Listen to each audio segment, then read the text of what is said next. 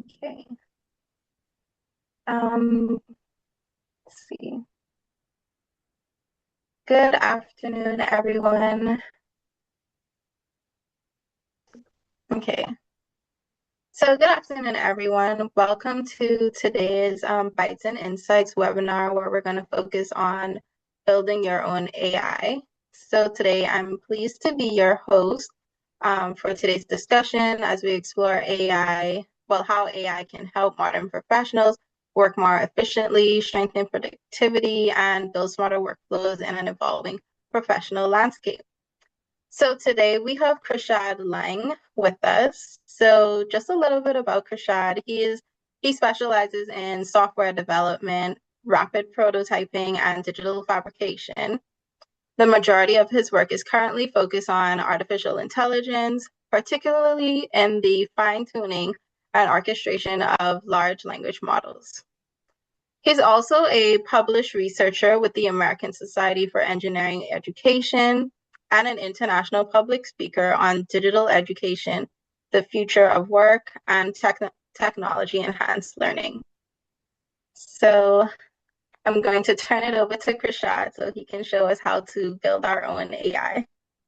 Thank you, Rihanna. Thank you. And good afternoon, everybody. Thank you for tuning in. I know this lunch break time, that's a precious hour right there. So I appreciate you using it to gain some exposure, to upskill, and to again engage with community of people that are using AI tools, and using them for better efficiency, productivity, and to be more creative. I know the title is Building Your Own AI. Um, Building your own AI is a little bit different than, building with AI or leveraging AI tools. And so just to kind of set the stage, we'll be talking more about how we could use and integrate AI tools. I'll be walking through my workflow of what, I do from a software standpoint to being able to go from an idea or concept into a full-on deployed solution. I'll be showing specific tools that I use. And again, what's been really, really reliable or comfortable for me in the space. Um, I am an engineer, I'm an educator, I'm a tinkerer, I'm a hobbyist. I spent a lot of time in the space of engineering and technology in diverse ways. Right now, I've been obsessed with agentic programming and programming tools for the past 2 years or so. But prior to that, I was very much what we call a scrappy developer, right? Somebody who would scan GitHub repos, who would work through Stack Overflow. Again, I'd always been in the process of utilizing and leveraging code to bring my ideas to life, in really creative and unique, bespoke ways. I like to solve my own problems, and I think for you guys as well, that's the best place to start working with these tools and learning. And so I do have some slides that I'm going to start with, just so that we could get on the same page with some of the terminology, some of these practices. I'm going to talk a little bit as well about basic software structure, and how we could utilize software, or how we could go about utilizing AI tools to, create software for us. And not software in like a rinky-dink kind of flimsy fashion, but we're talking about utilizing and coordinating tools to make real robust systems.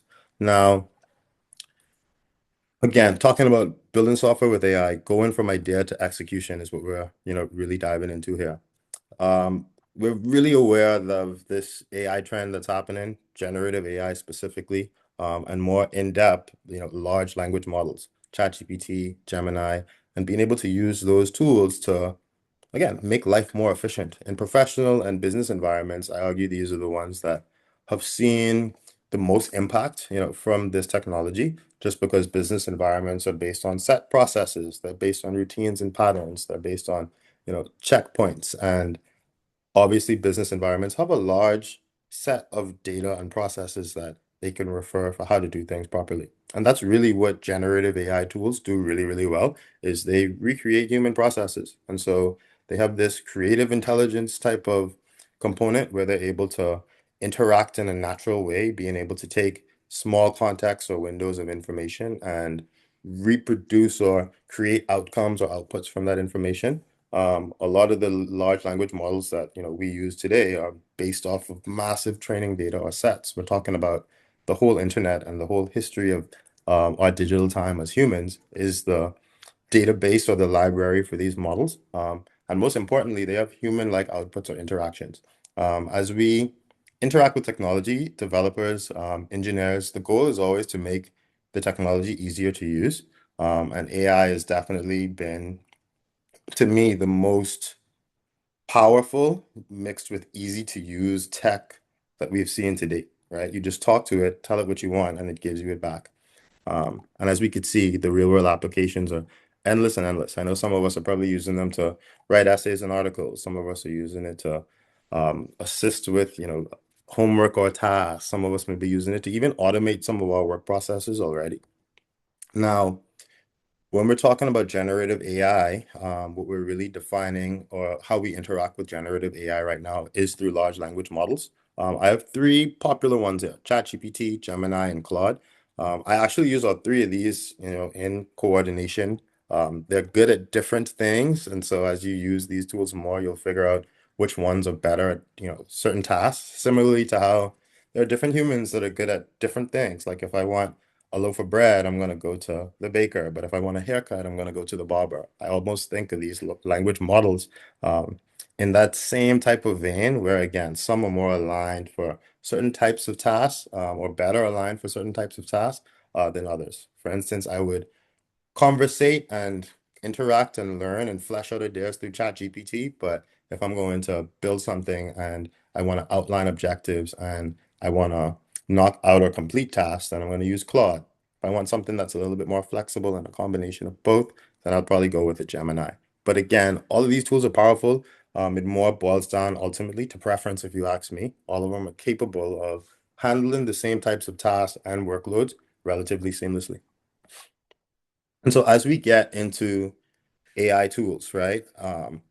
We have large language models, but large language models are then fine-tuned and built into systems. And these systems themselves are defined and aligned with specific skill sets. And so, for instance, like we talked about, if I'm interested in some ideation and writing, then I'll probably use something like a Chat GPT or Perplexity, where it has a lot of context for this type of content, a lot of contents for grammar structure, a lot of content for specific subject areas, large databases, and it's refined for outputs that again, are really robust and finished, right? But if I get into, let's say I want to design a website or I want to design an app or, some sort of digital graphic, then I know VO is, my personal favorite. I'll dive into some Canva as well. For software development, I'll use things like Claude Code or Cursor IDE. For data and automation, like we're going to look at a case study today and using Excel for integrating AI into Excel to automate things like extracting data, analyzing data, being able to then process or change and manipulate that data, add in functions, and anything that you would want to do in Excel, but in a natural language sort of way. And so again, we looked at these large language models and how they're good at certain things and some are better than others at certain types of tasks. But it boils down further into these large language models being built into these specific tools for varying industries. And so I'm not sure of the, I guess, demographic or what sort of professionals we have on the call right now, but I would definitely take some time to investigate what tools are used in my space. As you're orchestrating and coordinating large language models, they're really good at taking in, natural language and being able to process that natural language, going through web or data scrapes to find probable outcomes for the prompt or the sort of question that you may ask and giving you a response. But when we're talking about being able to now use specific tools and take specific actions, it's really important that we understand which tools are best for my industry. Now, one big thing is that to me, AI skills lower the skill barrier. Well, AI lowers the skill barrier, but not in a way that lowers the skill set of the individual, right? AI to me has been the most powerful tool to efficiently, again, completing and automating tasks, but in my experience, it's actually been the most powerful learning tool. And so, as I say, I've been studying engineering, technology, programming for quite a while. And, over the past 12 months, I've learned more about software engineering, programming in various languages, and just systems in general, because I've had this amazing, brilliant personal assistant. And so, yes, AI does lower the barrier of entry, to certain outcomes and to certain skill sets, but at the same time, it raises the standard of those industries. And so, yes, I can develop faster, I can build more, I can iterate a lot more quickly, but it's really important that I understand that, well, everybody can do this. And so, again, it resets the baseline. It's a higher baseline, but it resets that skill baseline. And so, it's really important that we still maintain a lot of our human problem solving skills. We maintain a lot of our personal cognition. We incorporate a lot of our, routines of, dexterity and problem solving, just because if you don't use it, you do lose it. And so, although we can rely on AI to execute certain tasks, it's still really important for us to stay in tune with the skill sets in the industry so that we know what tasks need to be executed in the first place. Now, as we're going to take a look at and do some things, we'll look at this example stack right here actually, where we'll be using agentic coding as a building tool. And so to me, software has always been the most effective, or yeah, the most effective way of problem solving, right? You can write a script that does something and instantly share it with anybody and everybody. And historically, that's just not how it worked, right? Like resources were geographically defined. And so you might have a region that's good or known for a certain thing and a region that's good or known for another thing. But digital environments allow for decentralization of all these skill sets and all these solutions specifically. And so as we think about AI tools and what they bring to the table, they again eliminate the barrier to problem solving, which to me has always been coding. I'm an educator. I've been in the classroom for about a decade now, teaching computer science, teaching software engineering, and developing individuals on a high level in those directions. And the reason I've done that is because I've always seen coding as a creative barrier, right? You have empathetic, talented, really dedicated people, but they need somebody with a skill set that's will allow them to bring that vision or idea to life. I always thought that being able to bring a vision to life should be in the hands of the person that has the vision, right? But having to learn to code, having to understand syntax, systems, APIs, has always historically been a technical hurdle to this creativity. And so now I'm really excited about AI and its capacity to code because it puts the solution in the hands of the person that's best suited to solve the problem, which is the person that's living with the problem. It's not the software engineer or the developer who spent 10, 15 years developing or gaining these skills. It's always been the person that really empathized with that problem. And so as we look to be builders through AI, it's really important that we understand these four steps. I argue, this is the process. Like we're not talking about anything necessarily complex here. A lot of it is back and forth, very conversational, but we do need to keep in mind, AI is a data-driven tool, and so it'll only be able to execute on the context or information that it does have. And so, number one, planning is going to be super important, and we'll see that as we're working through our live cook in a second. Um, Next, AI is great at building, and so understanding that, and when I say building, I mean writing and structuring code that works and fits together, right? And so understanding that that build process is in the hands of our agent, but we still need to be a part of that because we need to understand the logic of our code base, the specifications, and what integrations we would want to have in. Um, we do understand there's a lot of debugging that happens. Like these tools are great at writing code, but we're talking about code now fitting together and working together. And ultimately, even the best software engineers in the world, they'll run into bugs. And so we'll spend a lot of time debugging. But again, historically, debugging's been developers scouring the internet forums or reading textbooks and trying to find specific information on their problem. And so it's has always been the most cumbersome part of development. But nowadays, you debug with your agent. And so it's a lot more conversational, direct, and most importantly, efficient. And finally, these processes are iterative, right? Meaning that we must refine the projects over time. It's pretty rare that you're going to one prompt something, meaning I want to build a web app that scours the internet and gives me the release date for the newest pair of Jordan sneakers and pings me a notification when that happens. We're talking about even in that just verbal example, a lot of different parts and components working together. And so we can expect that as we start connecting those pieces, things aren't going to fit quite right, or things may break. And so therefore, we're going to have to go back to the drawing board and make adjustments. It still is an iterative process. These tools are not perfect. Now, before we do jump into the live cook, that'll be like a couple minutes. Let's talk a little bit about software architecture basics. And so to me, like the world of computer science, well, not to me, but just generally, the world of computer science is it's huge. There's so much to learn. There's so much that's happening behind the scenes as you scroll through social media or you send a WhatsApp message to your best friend, or you take a picture and you upload it to your cloud drive. There's so much that's happening. But really, the main components of these interactions aren't too diverse. And so, as we're building software, there's things we need to consider, like the user interface. What does this program or system look like, and how do people interact with it? Do they scroll to see options? Do they press a button and there's a wheel that we see? Navigation options? Are options just static on the side? Like these are the considerations that seem trivial and small, but ultimately they make the difference.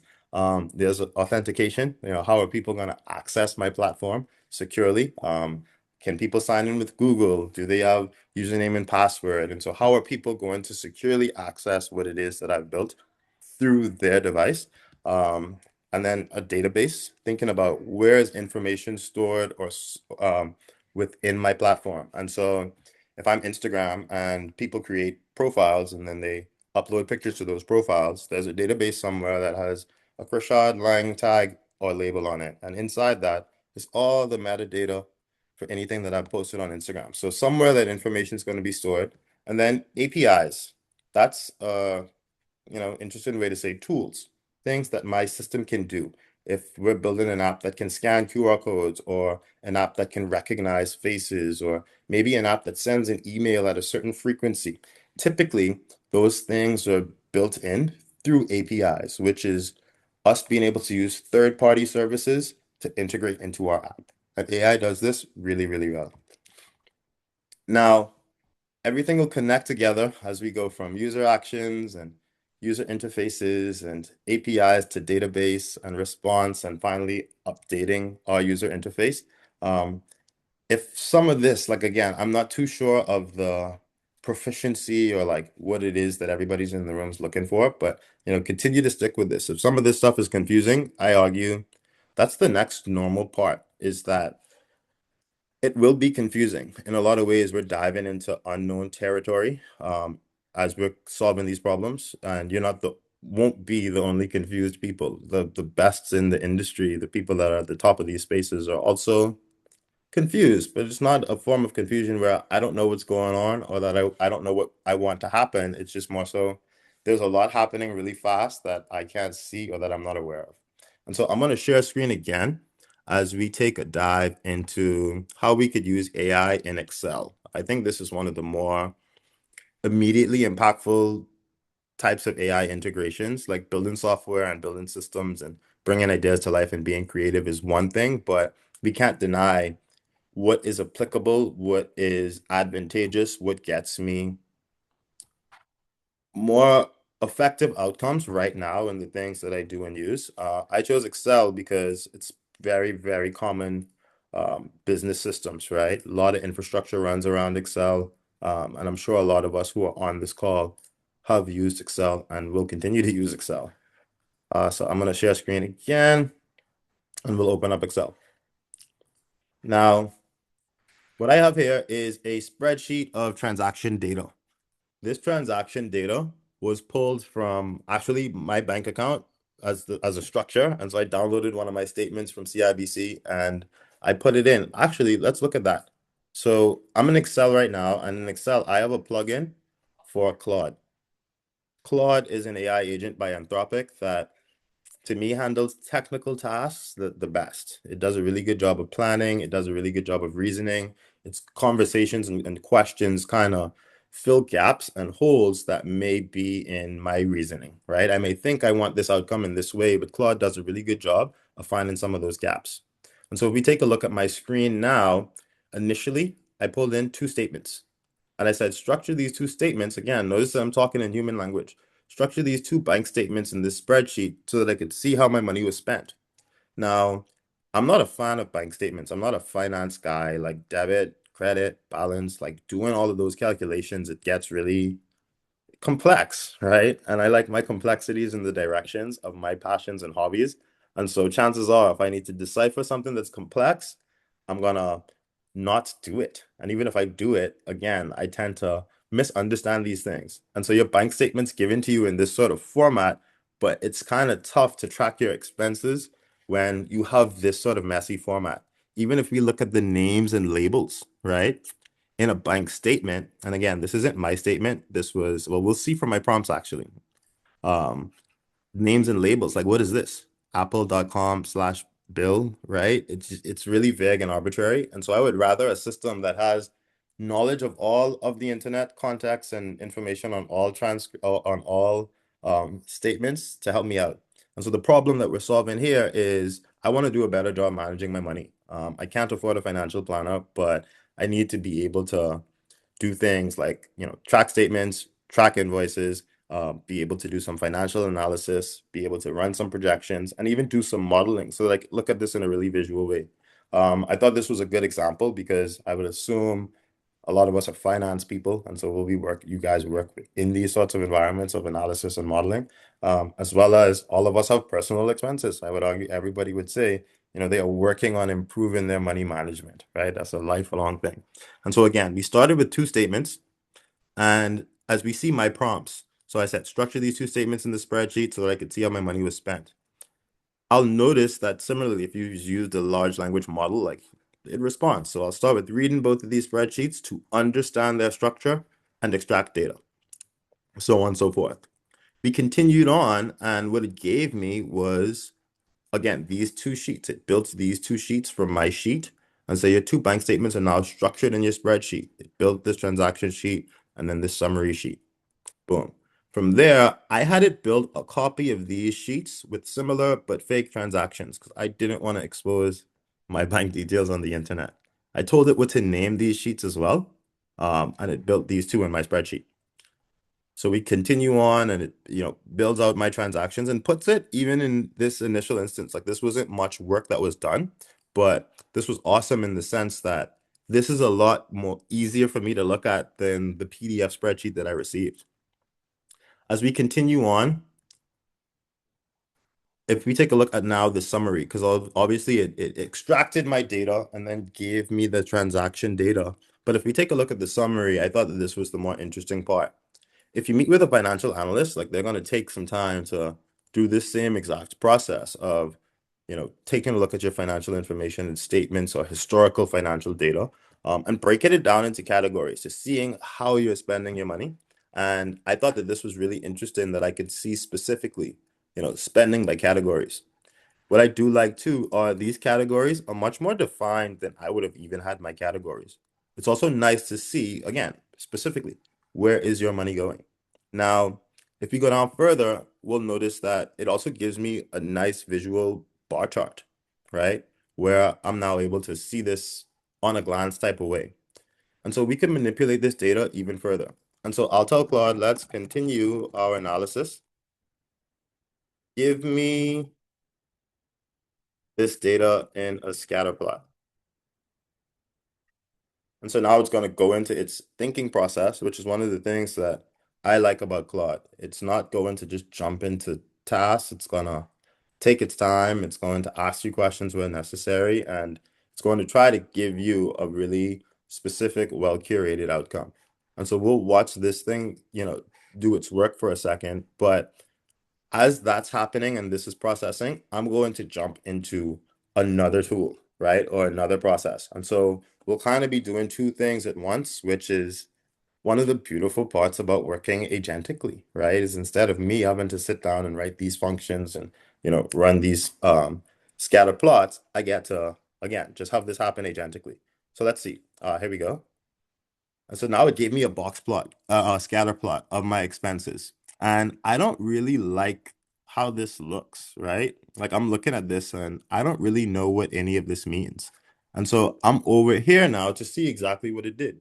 It gave me a scatter plot with my January spending on the x-axis and my February spending on the y-axis. I want to make a change and I want all spending on the x-axis and time on the y-axis. I want to see what my spending looks like over time. Also give it a best fit line. I want to see if I'm spending more or less in just a visual way. I don't need to interact with these numbers. I actually, again, like I don't need to even necessarily strictly understand all of these formulas, right? Because if we think about it, I think one of the scary things with utilizing AI tools for people is that they're scared to release the authority or the knowing, right? For me, as somebody that spends a lot of time reading, studying, learning, teaching, you realize the more you know, the more the less you actually, the more you learn, the less you realize you actually know. And so not knowing things isn't scary territory. Like for instance, when you send a WhatsApp message, you feel good about it, you know it's going to get to the person that it gets to, but you don't have a clue what's happening from a hardware level. Like how are the, you know, ones and zeros running on the circuit board to be able to send this radio wave through a cellular tower to be able to then transmit it to another device, or we don't know how the code's compiling to convert my message and encrypt it and then send it over this network and then decrypt it onto the device of my friend. And so my point is there's a lot of technicality that happens behind our professional or passive interactions already, which we're comfortable with not knowing. Versus in this AI space, though, as we get into our domains of, you know, expertise, I think we take a little bit more of a hesitant approach to jumping in because it feels so unsure. So now I kind of like this, right? We're looking at this period of time. I'm seeing all these points of expenses, and I could see my best fit line shows that, okay, I spent slightly more over time from the beginning of January or the end of January to the beginning of February, which is fair. My bank account, my finances, you know, would actually reflect that this is, you know, the case. And so again, we're talking about being able to automate, you know, in Excel with tools like Claude. Now, how did we get to this point? If we, you know, just go to Safari or any browser and we go to Claude for Microsoft Excel, we'll go straight to the Microsoft Workplace. And again, you just download this as a plugin. In my actual Excel sheet now, well, mine's already open. Let's refresh. You have a plugin section where we'll be able to find those tools. I can't find my Claude now. Oh, here we go. It's already up. Great. So normally when you hit the three dots, you'll see your additional plugins, and your AI agent will be here, you know, ready to go. And so again, that's a super quick crash course. Obviously, there's a lot more that goes into these tools, working with them. But again, as simple as being able to now integrate Claude into your Excel environment gives you so much more capacity for insights, compute processing, as well as, you know, again, building out what it is that you need to build out. Now, let's take another turn. We're going to quickly build a small web app, and we're going to use a couple different platforms to do that. We're going to use ChatGPT as our reasoning or ideation platform. This is where we're going to flesh out our ideas and build what we call a project requirement document.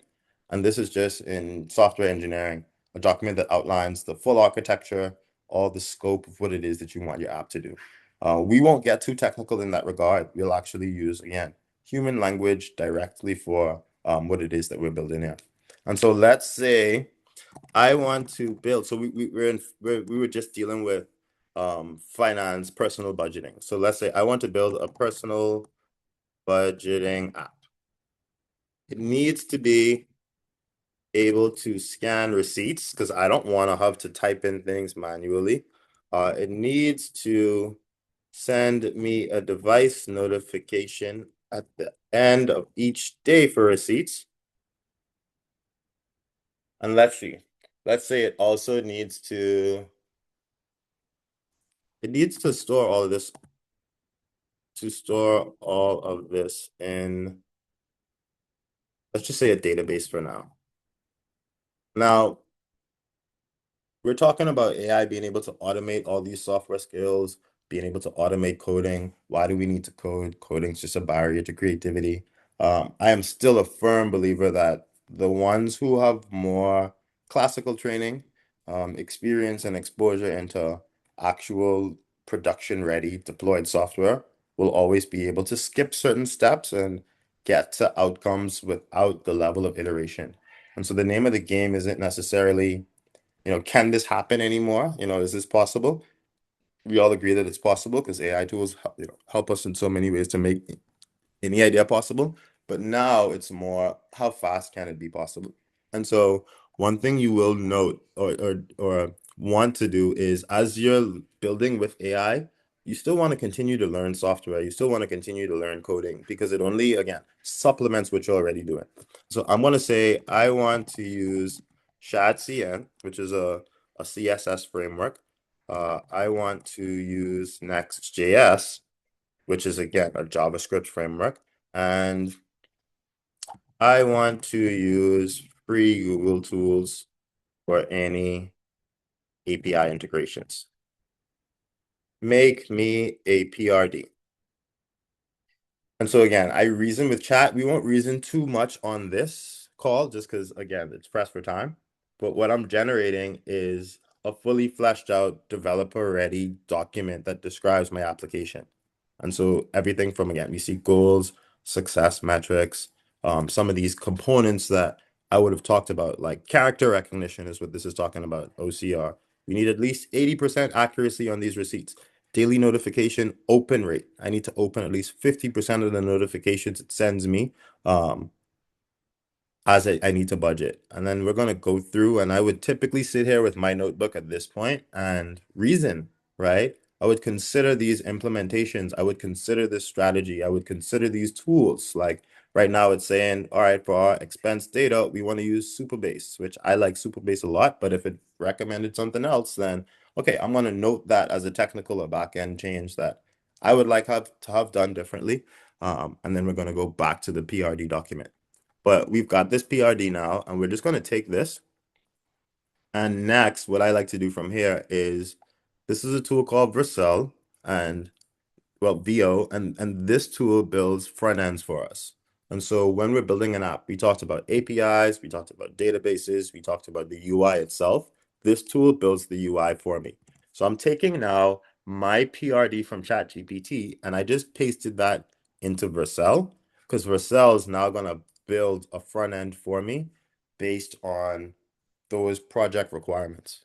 Once I have a front end or something visual, buttons that work, and a flow or functionality that I like, I will then take this system into Claude, who will now be able to build the technical architecture, the back end of my system, and actually deploy it for real users. Or most of the applications that I build are actually for myself or my students or my colleagues. And so as we could see, Vercel is going to do its own reasoning. It's going to do its thinking. As these prompts pop up, guys, like these aren't just visuals just for engagement, but this is, what's actually happening here. And so now look, we're integrating a backend, checking with Superbase integration, which is historically tall tasks, right? These are actually two different types of engineers. The guy that's building the front of this and the guy that's building the integrations for Superbase typically are two different people. And so as this is building, I'm actually going to take this time, Rihanna, if it makes sense, to try and get some questions in, right? Because we'll see a lot of this processing's happening. These things take a couple minutes or so. I um I like multitasking, and so this is actually how I enjoy work. I like to be able to think intently and focusedly on a task and then set that task to run while I now pivot into the next task. So I think we could take a couple minutes just for some questions while these commands are running, Rihanna. What do you think? Yes, I think so. So if anyone has a Just super question, quick you demo. can use the Q&A button at the bottom of your screens. Mhm. Um, I see that and Andrea Pratt says that that was a super quick demo. Andrea, I'd happily, it was a quick demo. It's so much to cover, right? And I'm sure the resources will be shared after this. But again, it's an exposure point for me. That's all I'm trying to do here is really expose the learning. And I say this to my students all the time. The learning is your responsibility at the end of the day. I argue that using these tools, it's a lot like playing an instrument. We can't really read a textbook or somebody can't just show you how to play the piano. You got to go out and, play it in order for the skills and the patterns and the dexterity to develop yourself. Um, And so it was a quick demo. I'm sorry for that. But again, exposure is the goal here. All we need to do is keep making note the specific links that I'm using here. And they're so user friendly. I think that's the most powerful part of it. It's just that you need to know what to use, not necessarily how to use it. How you use it is you talk to it and ask it, hey, how do I use you? Right? Which is counterintuitive, but definitely the way that we learn from humans and we learn from each other. And so these systems, we're just not used to devices interacting in that way. Sorry, Rihanna. Yes. I see we have a question here. Are you able to see it or? Let me see. Oh, I do. Yeah. Hi, Okay. Crachad. Interesting presentation so far. If I'm used to working with surveys and want to translate survey details into a PowerPoint presentation, which one of these tools would be useful? Awesome. So to answer that, I actually make a lot of my presentations through Vercel as well, vo.app. This presentation that I was just showing us, I made that through the Gamma app. Canva AI also has a lot of good resources and tools in that regard. And so even as I'm making presentations, I just simply start with the context, right? The information, not necessarily the details and the visuals. And so, as you say, you use a lot of surveys, and so I would literally download my survey data in whatever format it comes in. Doesn't matter if they give you a PDF, if they give you a Word doc, or a CSV file. Doesn't matter, and I would upload that to any of these LLMs. ChatGPT. I like VO because it does a really good job of those dynamic graphic types of designs.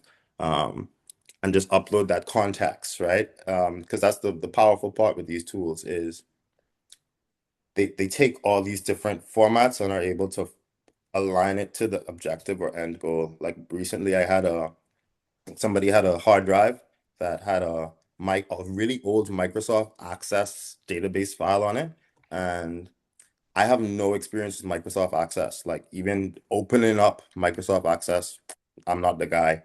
But again, I was able to just simply plug in the hard drive and access that file and give it to Claude Code and say, hey, um, let's restore this backup file and then give it back to me as a CSV file so that I could see it in the format that I'm used to. And so again, as you're working with whatever tools that you want to use, or as you're working with whatever information or context that you do have, understand that that's the most valuable thing that you need. That's actually the only thing that you need for your language model to be able to then help you iterate towards your end goal. Okay, I see we have another question here. hmm Security is a large concern for firms. How do you suggest someone demo agentic capabilities without using company data, especially for report building? In addition, which tool do you use for agent creation? I missed that part. And so I'll start with the agent creation part of the question.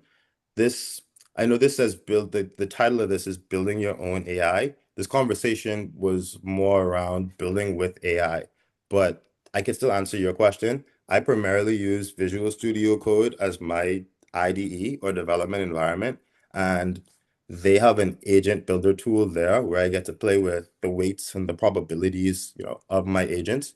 I also have local agents that are being built, on hardware for me. And again, that's where I'm playing with the weights and probabilities, through Claude Code.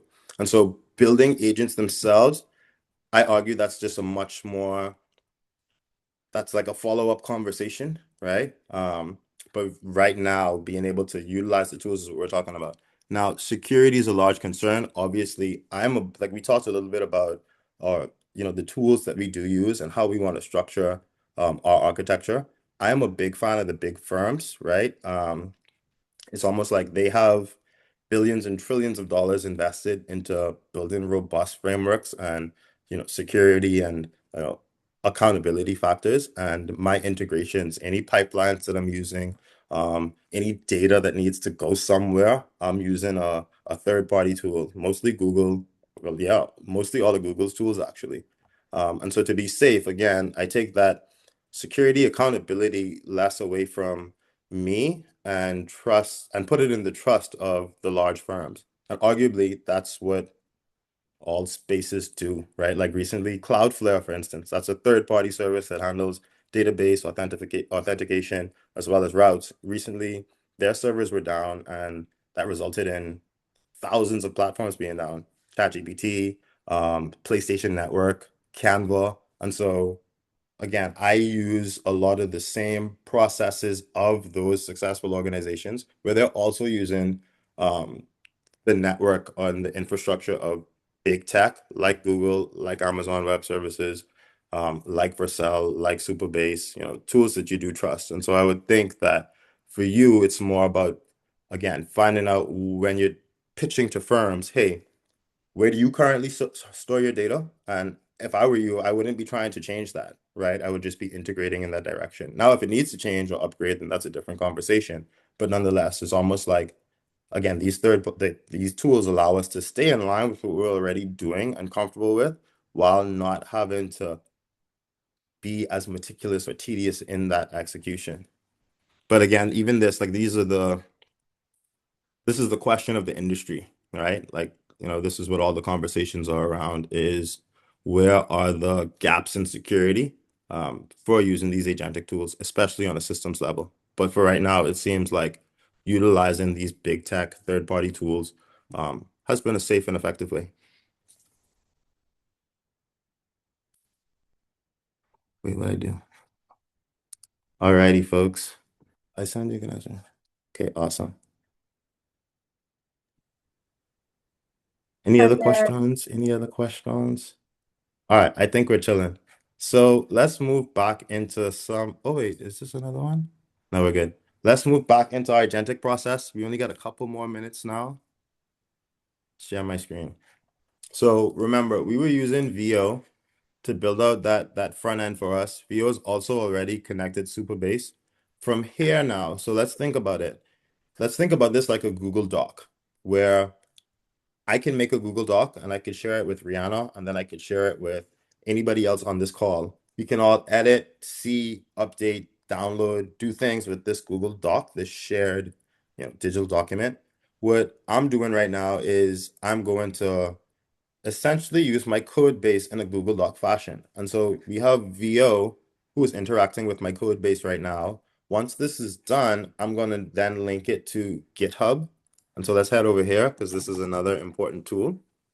And so again, we're at the building a system part of it.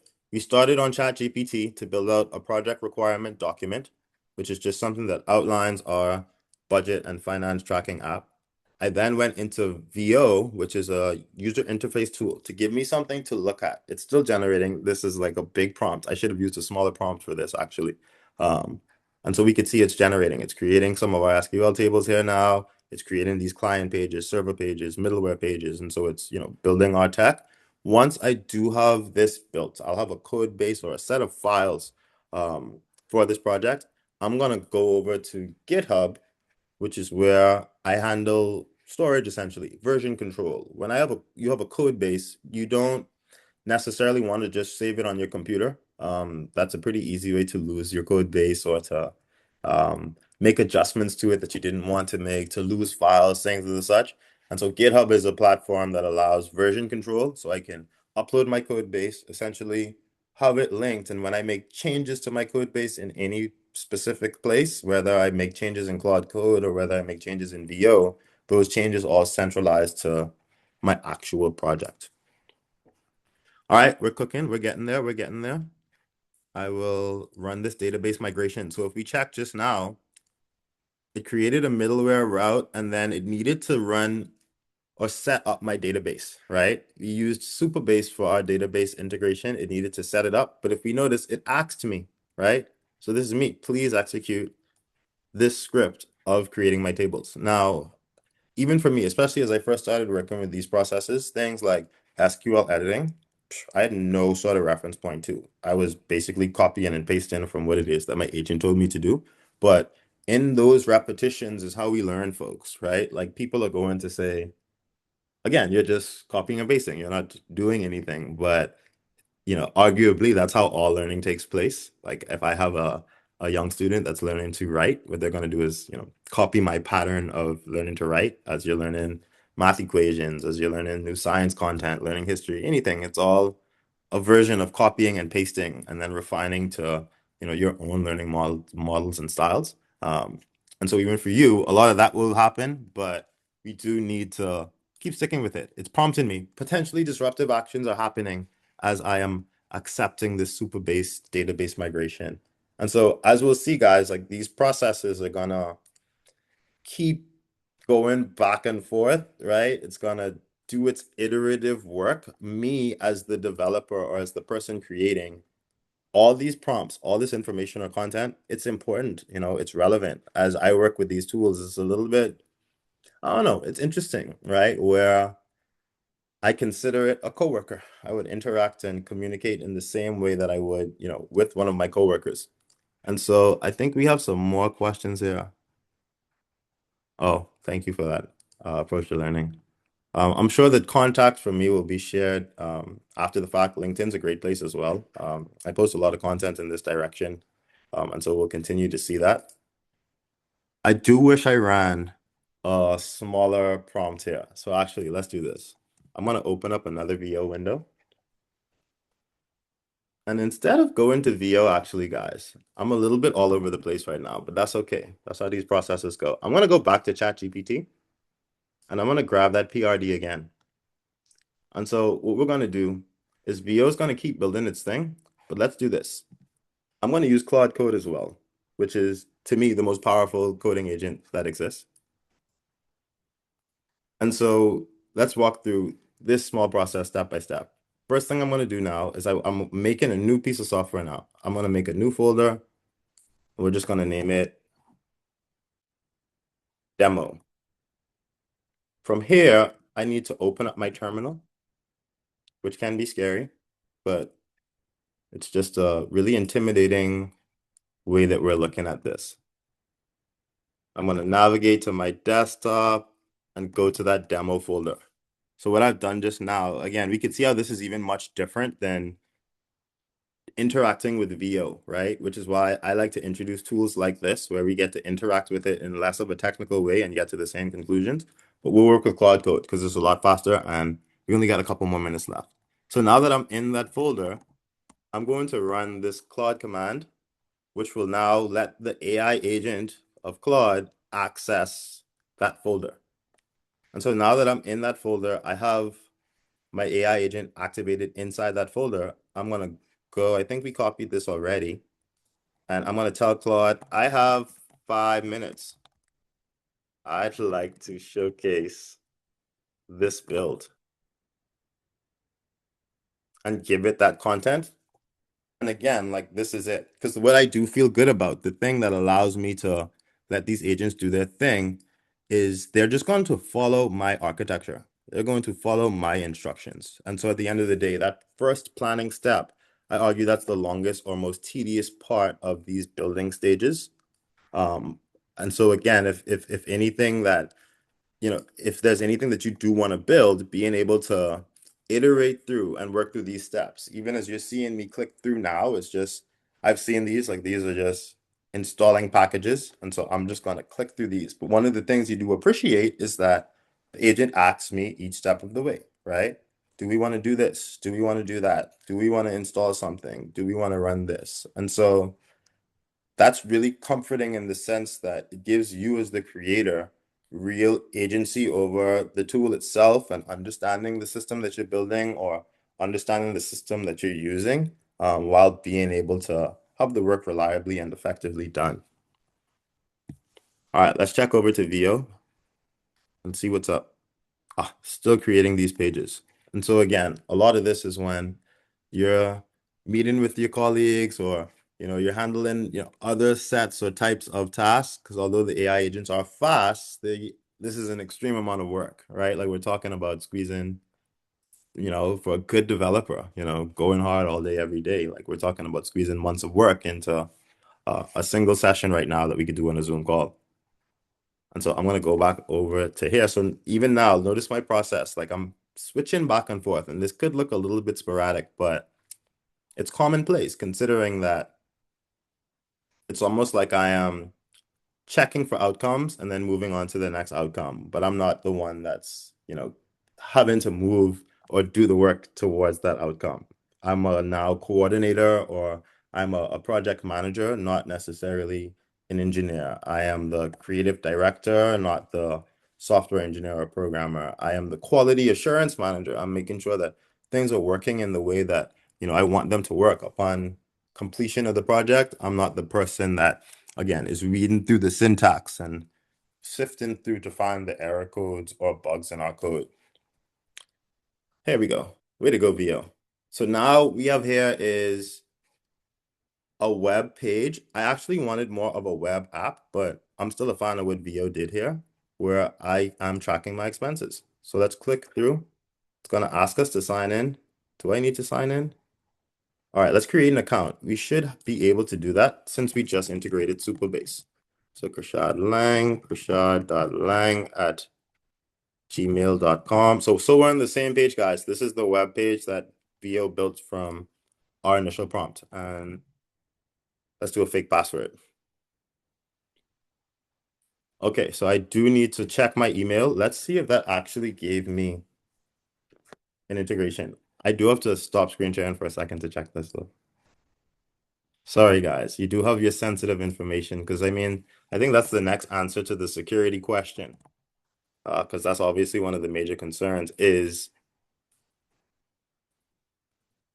not exposing what doesn't need to be exposed. Like you'll be working on a systems level, given this agent sensitive information.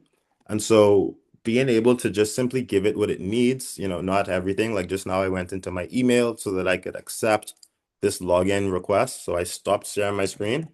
Similar type of just, common sense ways of what you need. It's not as scary as we think, this whole AI agents environment.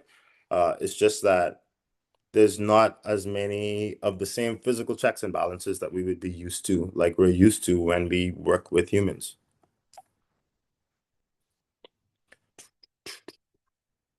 Um, you just signed in. Let's do that again.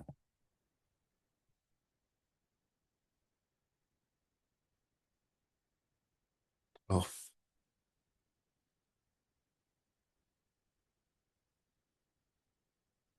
here we go. And so now, again, we log in and remember, we gave it a PRD for this in expenses or finance management or tracking system. And, we have it. We could see totals, we could see spending categories, we could see recent expenses, we could add different expenses here. We could do that through either uploading files or it'll access our device camera and take a picture, right? And so again, like we just watched this get built. And so let's see, $10 in food and dining on this date, add expense. Starbucks. Cool. So we see this is working. I'm sure if we went into the Superbase backend, we would see that uploaded into, our actual database. But, the point was showing us how we went from an idea, a vague concept, explaining to ChatGPT, hey, this is what I want.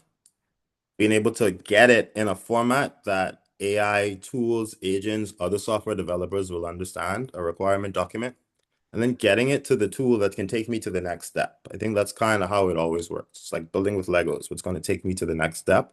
And right now I have a UI that works as well as a database or backend that's functional. From here, what I would typically do is I'm going to now, like if I were actually building out this project, I'm going to come here to share it and download the file itself. So I would download the actual file for that and open it up in Claude Code and then take the rest of my development into Claude Code now because I know that this is an agent that I'm comfortable with, that's powerful, and that can get me to the outcomes that I'm looking for here.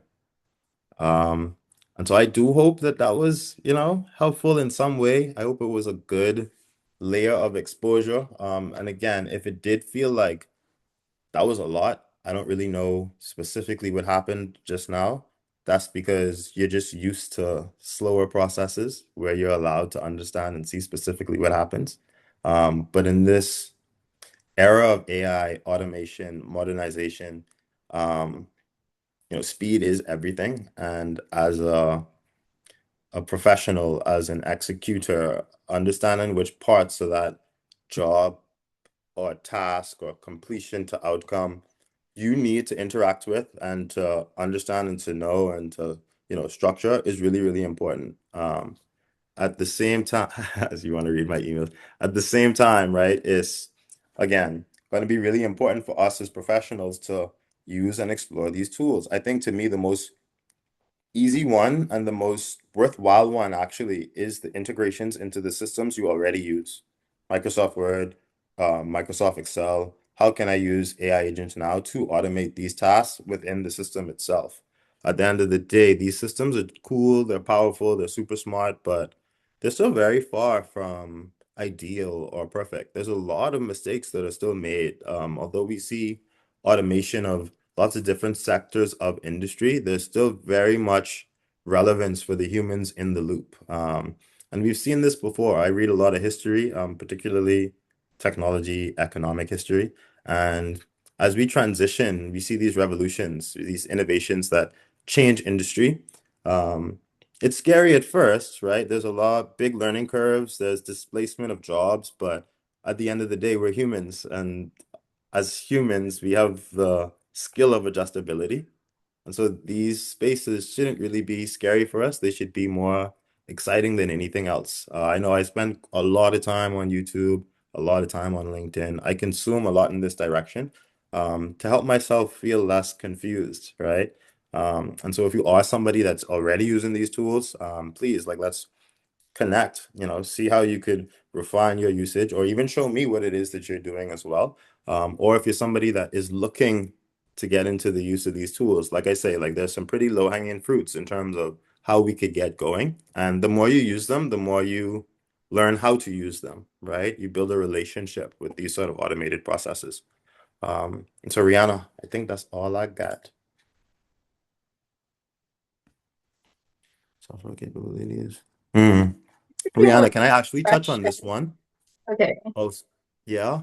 Yeah, Oh, you you're can gonna do go ahead. questions now?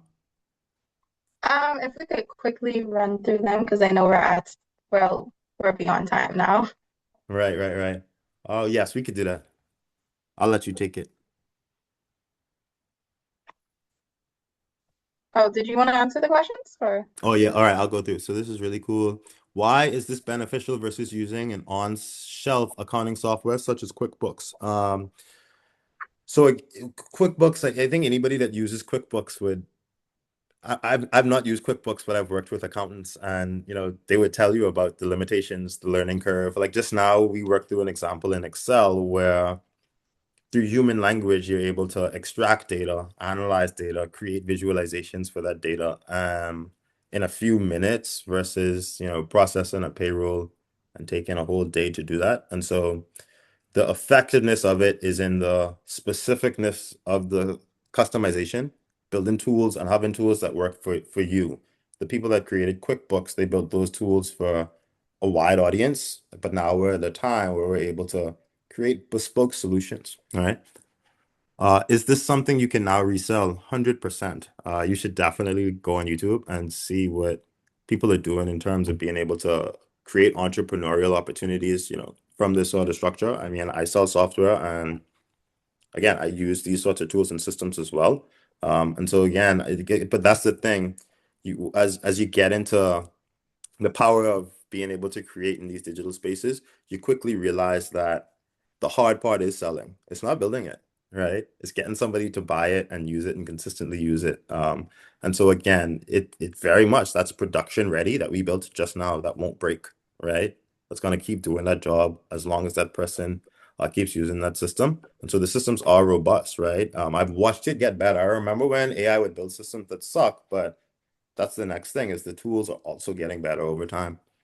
May have missed it, but are there any software capabilities limited by plan or cost? So yes. So depending on what you do, the plan that I use for Cloud Code right now is their max plan, which is $100 a month, which I actually never get to my capacity or usage total because it's just so much usage. I actually might revert back down to a $20 a month package now because I realize, oh, I don't need this much usage of the system or tool. And so pricing is relatively flexible. $20 a month is pretty common practice for most agents or tools, though. Can you help me with to add Claude plugin to Excel for data analysis? Of course, Miss Andrea Pratt Smith, my most popular participant right now. Please reach out on LinkedIn.